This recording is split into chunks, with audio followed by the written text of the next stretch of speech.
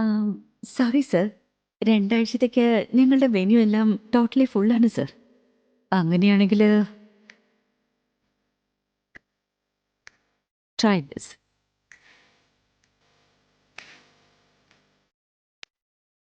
നമ്മൾ കല്യാണം കഴിക്കുന്ന സമയത്ത് കാര്യങ്ങളൊക്കെ അത്ര സിമ്പിളായിരുന്നല്ലേ.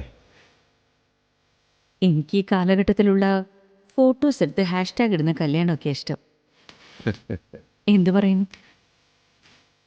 നമുക്ക് ഒന്നുകൂടെ കല്യാണം കഴിച്ചാലോ? ആ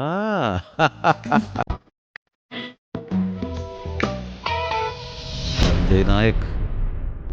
നിങ്ങൾക്കറിയോ, ഈ കല്യാണം കൊണ്ട് രാവും പകലും ഇല്ലാതെ വളരെ സന്തോഷമായിട്ടിരിക്കുന്ന കുടുംബമാണ് നമ്മുടേത്. ഞാൻ എപ്പോഴും ആലോചിക്കാറുണ്ട്, കൃഷിന് നമ്മുടെ ഫാമിലി ഇഷ്ടപ്പെട്ടില്ലെങ്കിൽ എന്തു ചെയ്യും? നമ്മുടെ സ്വപ്നങ്ങളൊക്കെ പൊലിഞ്ഞു പോവില്ലേ? അമ്മയോടുള്ള ആൺമക്കളുടെ സ്നേഹത്തിന് ഒരിക്കലും ഒരു കുറവ് വരാൻ പോകുന്നു. കൃഷ് നമ്മുടെ പയ്യന്. എല്ലാ കാര്യവും മറച്ചു വെച്ചത് അവൻ്റെ നന്മയ്ക്ക് വേണ്ടിയല്ലേ, അല്ലേ? നീ പേടിക്കണ്ട, എല്ലാം ഈ കാര്യം എത്ര പെട്ടെന്ന് ബോസിനെ അറിയിക്കാം. ഒരു നല്ല ന്യൂസാണ് കിട്ടിയിരിക്കുന്ന ബോസിനെ അറിയിക്കാൻ. പ്രൊമോഷൻ ഉറപ്പാ. ബോസ്, സഞ്ജയ് നായക് ഒരു ബോഡി ഗാർഡ് പോലും ഇല്ലാതെ കല്യാണത്തിന് തയ്യാറെടുത്തോണ്ടിരിക്കുകയാണ് ഇപ്പോൾ. അല്ല ബോസ്, അവരുടെ കല്യാണമല്ല, ഏതോ പയ്യന്റെ കല്യാണം തോന്നുന്നു. എന്താ പെട്ടെന്ന്? സഞ്ജയ് നായക്കിന് അങ്ങനെ ഒരു മകനില്ലല്ലോ. ഒന്ന് അന്വേഷിക്കുക. ഒരു പക്ഷേ സഞ്ജയ് നായക്കിന് ഇനി അങ്ങനെ ഒരു മകനുണ്ടെങ്കിലോ? അങ്ങനെയാണെങ്കിൽ സഞ്ജയ് നായക്കിന്റെ ബലം അവനായിരിക്കും. അവനെ നമുക്ക് പിടിക്കണം. Okay boss. നിനക്ക് കുഴപ്പമൊന്നുമില്ല കൃഷ്? അതൊന്നുമില്ല. അച്ഛനും അമ്മയും കല്യാണത്തിന് വേണ്ടി ഒരുപാട് ചെലവ് ചെയ്യുന്നുണ്ട്. അതിനെന്താ, അതൊക്കെ നിനക്ക് വേണ്ടിയല്ല ചെലവാക്കുന്നേ. നീ വിഷമിക്കുന്ന കണ്ട് അവർക്ക് സന്തോഷമാവോ? അതല്ല, അച്ഛൻ്റെ അമ്മയുടെയും കയ്യിൽ എങ്ങനെ ഇത്ര പണം വരുന്നത്? ശാലിനി, അവർ നീ കടം വല്ലതും വാങ്ങിയതായിരിക്കില്ലല്ലോ. അവർ ചിലപ്പോൾ ക്യാഷ് സേവ് ചെയ്ത് വെച്ച് കാണില്ലേ? എന്ത് പറ്റി കൃഷ്? വേറെന്തെങ്കിലും പ്രശ്നമുണ്ടോ? ഇല്ല, അത് എൻ്റെ ജീവിതത്തിൽ ഞാൻ ഇത്രയും സന്തോഷിച്ചിട്ടില്ല.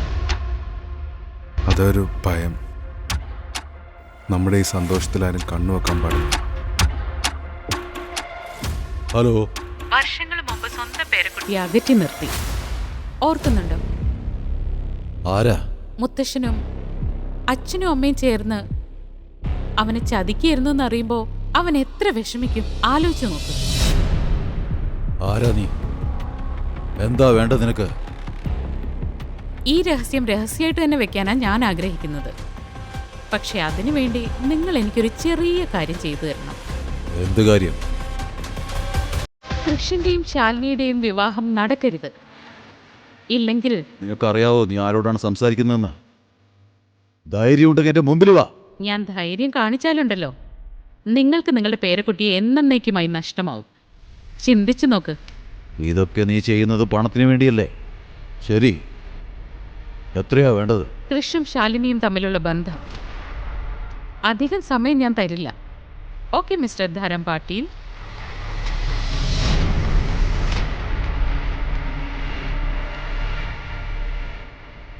നിന്നെ ഞാൻ എൻ്റെ സ്വന്തമാക്കിയിരിക്കും. കൃഷ്ണായ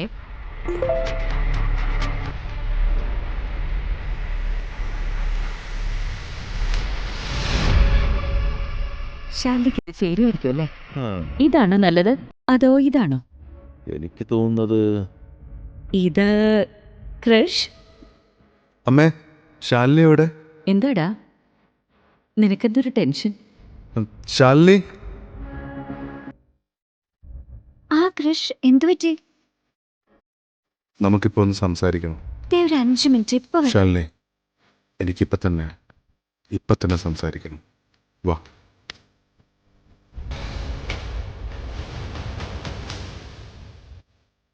ഇരിക്ക്.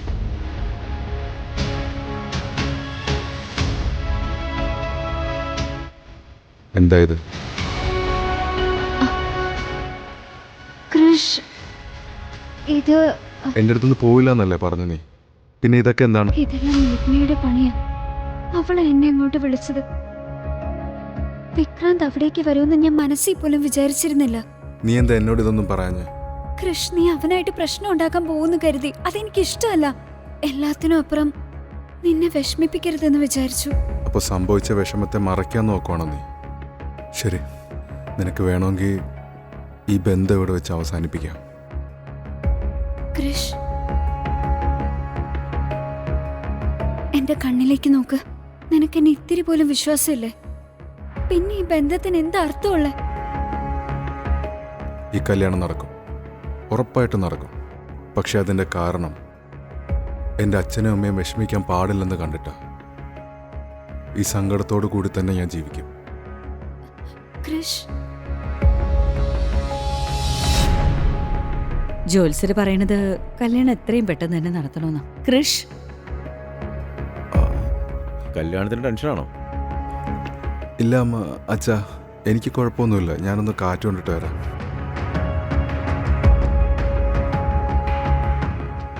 ഒരുപക്ഷെ സത്യം പുറത്തു വന്നാ ആകെ പ്രശ്നമാവുമല്ലോ.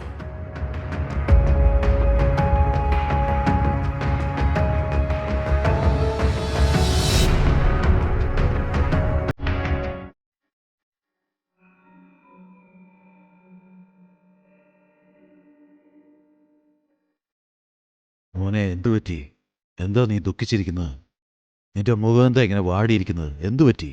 മുത്തശ്ശ, സത്യത്തിൽ ശാലിനിയെ പോലൊരാളെ ഞാൻ കല്യാണം കഴിക്കേണ്ടതാണോ? എന്നെപ്പോലൊരാളുമായിട്ട് അവൾക്ക് സന്തോഷത്തിൽ ജീവിക്കാൻ പറ്റുമോ? തീർച്ചയായും പറ്റും. എന്തുകൊണ്ടില്ല?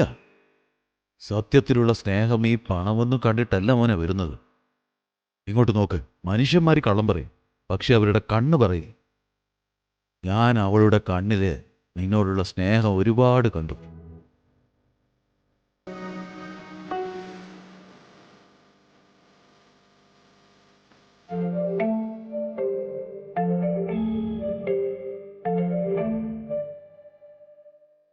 ഹലോ ശാലിനി. ശാലിനി, എനിക്ക് നിന്നോട് കുറച്ച് സംസാരിക്കാനുണ്ട്. എനിക്ക് നിന്നോട് മാപ്പ് പറയണം. പറഞ്ഞു വരുന്നത് എന്താണെന്ന് വെച്ചാൽ, എനിക്ക് നിന്നോട് ദേഷ്യമൊന്നുമില്ല. തെറ്റ് മുഴുവൻ എൻ്റെ ഭാഗത്താണ്.